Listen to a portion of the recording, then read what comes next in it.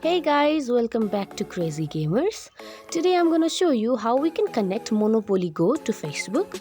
If you are new to this channel, make sure to subscribe our channel and don't forget to hit the bell icon to be updated with our new videos. So without any further ado, let's get started.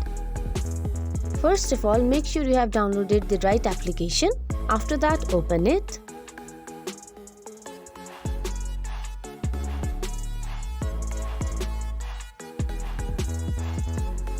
Next, you will see that 3 lines. You have to click on that, and down there you will see connect option. You have to click on that. Then it will lead you to web browser. Here again you have to continue as your Facebook account. And now your Monopoly Go is connected to your Facebook.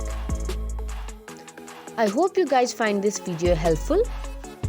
If so, don't forget to give us a big thumbs up and we'll see you in next video.